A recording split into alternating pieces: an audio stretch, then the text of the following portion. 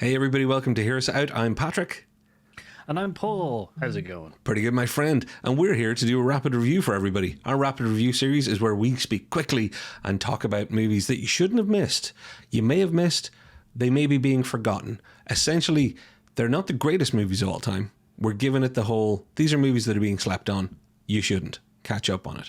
And Paul, what one are we choosing for this particular rapid review? We're going to be doing October Sky. What's it about? Oh, I love October Sky. October Sky is one of those heartwarming movies. It's about a boy in a coal mining town in 1957. His whole future is bleak. It's looking like he's going to be going down the mine.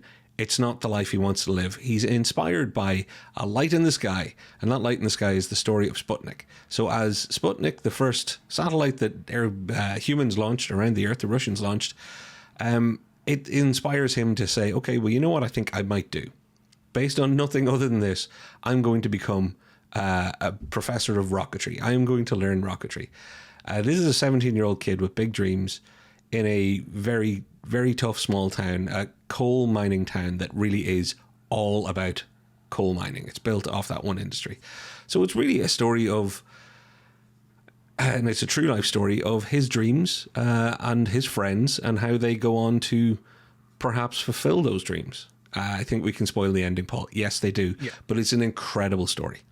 Yeah, it's not about the destination. It's definitely about the story in which they travel, which is an amazing heartfelt story, which is all about small town depressions to imagination and inspiration and the right people being there for the supportiveness of these inspirations. It is, and I dare say it is like one of those like really American films that are like, no matter where you come from, if you focus and get the support and everything like that, you can make your dreams come true. It is a really nice film that way. So I will say that. And it's got the second layer. So if you're not into being inspired by people following their dreams, there is a very much real world drama to it of father and son issues. Homer Hickam, the title character, who's played brilliantly by Jake Gyllenhaal, has a father in Chris Cooper, who again plays the role brilliantly, who doesn't understand the idea of anything other than following the coal miner's life. So there's an obvious clash between Jake Gyllenhaal and Chris Cooper, father and son, and that plays out beautifully through the whole film. And when I say beautifully, I mean it's not given just one dimension, but it is, like Paul, you just said, it's also done in that classic Americana kind of way of, are you proud of me? Am I proud of you? Are we all both on the same team here? That idea of do what your father tells you.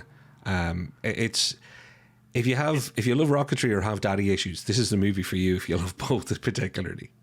Yeah, it's very much the lovely kind of relationship between his father and son is that his father wants what's best for his son, but what he thinks is best might not be what Homer's kind of ideal is. But it's one of those things where he's trying to be protective and kind of going, no one from this town has amounted to anything except for coal mining, so don't get your hopes up. You should just focus on becoming a miner. And it's a lovely, beautiful story, just a single about them, which goes about how they change each other and kind of learn to kind of get inspired by each other. And then one of the other really supportive roles is the town itself. Like I want to jump to like the teacher and also his friends, but the town itself, like, is such a kind of an amazing thing. When we've all heard about, even in our parts of the world, there's towns built on one industry, and how they kind of are kind of there's nothing else except for this one industry, and everyone kind of puts everything into it. The cafes, restaurants, everything is built around them, and the town support about it being inspired by Homer and his friends, kind of like rocketry experiments and stuff like that. That is amazing. It shows how much of a town can come together just supporting a small group of people based on an inspire, like them trying to do something different for the town. It's a heartfelt story. It has humor, it has drama in it, which, other than just the father, the whole like accident thing, no one gets hurt kind of thing. It's more kind of they get blamed for something. um, is great. So like it's got a lot of kind of it's got a very complicated kind of story, which is very nice and told in such a fantastic way. Yeah, So and I think importantly, the thing that kind of sets this film apart, it's Field of Dreams in a coal mining town for a lot of people. It's been compared to Field of Dreams by lots of people over the years. It's also been much more forgotten than something like Field of Dreams, but because this is based on an actual person, so this is based on the memoirs of an actual person. Spoiler alert: they're notable for the reason that they're not a failure. Let's say they're a success with their dream. But that's why kind of the themes that person's life in this movie tries to capture is it's about believing yourself. It's about working hard. It's about how that can lift and bring a whole town with you that wants to believe in something. Of a town of hardworking people, like you say. And it's then on the other side of it, it's about people being underestimated, and that again the ultimate father and son story of conflict and acceptance. What's really great about this movie, Paul, it's hard to not talk about the performances. Jake Gyllenhaal was 17. He took on the role of a 17-year-old, and he plays it so authentically. And obviously it's easy to play your age when you're at that age, but as far as his first big debut lead in a movie, this is the reason that we all knew Jake Gyllenhaal was going to be amazing. If you saw this movie, you're like, that guy is incredible. Now, he has a wonderful ensemble cast around him to play off. The Rocket Boys, all of his cohorts in this rocketeering adventure, but his family, from his brother to his mother, whose story is incredible, as far as being part of moving the narrative along and wonderfully subtly played. But it is really two giant performances between Chris Cooper as the dad and Jake Gyllenhaal, who has no business being that good at 17. At any age, nobody has business being that good an actor. But it's maybe one of the great debut young actor performances. And you absolutely see where we get all the Jake Gyllenhaal that we've gotten ever since. Yeah, it's got a mix of kind of shyness, bashfulness, confidence that's overbuilt over time, kind of thing, rebelliousness, determination. It's such a fantastic, and then that's just Jake Gyllenhaal's character, which was Laura Dern's character in the school teacher being like a female school teacher who's standing up to essentially an entire society of minors who were all male centric industry and stuff like that. And also it's 1957, so it's also very male centric kind of society. She stands up to these people as well and trying to support the boys and let them get inspired by the world and stuff, which is so her support is such an important pinnacle moment. But Chris Cooper's, if it wasn't for Chris Cooper and Jake Gyllenhaal's kind of counterbalance to each other, this film would probably be... It doesn't matter how good all of the peripheral characters are. If Jake Gyllenhaal and Chris Cooper's performances together were not good, this film would be way less interesting. It would end up being a schmaltzy pile of crap, to be honest, because there's anybody out there who's seen the movie right now going, but it was it was obvious and told in a classic kind of schmaltzy way. Yeah, but it punches way above its weight because of those performances. And I think Chris Cooper, the character of the father, it's Chris Cooper's brilliant acting for what is the tough dad character. But that character is written with some depth, with some complexity, with some, there's pressure on his back. It's not just he's an angry dad who doesn't get his son. There's a little more nuance to it than that, and they give the character a little bit of space to grow here and there. It's not a 3-hour movie. It's short enough, and what they do is actually quite impressive. And what Chris Cooper does with a look, most people need 5 lines of dialogue. And there are frames where he looks to camera or past camera to another character away from everybody that speak volumes for the character and the character's growth. So it's masterful performance.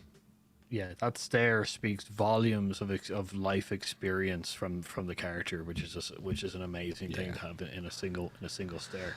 And Paul, there's another character that we have to mention, and that's the town and the landscape itself, the coal mine and the coal mining scenes. The coal mine is shot and portrayed in a way like it's this evil underground monster, but it's not just a monster. It's also a life giver. It's a necessity. It's where people have to go. They're not being forced there. They want to go there. This is their work. There's no shame in coal mining for these people, and there shouldn't be. But then it also has that hard edge of danger, catastrophe, and the fact that the whole town is essentially, it's a company town practically. It's owned in that respect. So there's a few counterplays happening all the way through in all of the different subplots of the movie. But the locations, it's the real story happened in West Virginia. This was shot in Tennessee. It is, and I've been to some of these places. It is stunning, and the tone that the surrounding set are so perfect for the movie in its time and in its telling. Yeah, the settings around it and stuff, and the locations that they choose are very isolated kind of things, which is just a great, because it is a town that is isolated away from most of the others, which is just an amazing kind of portrayal from what they've used.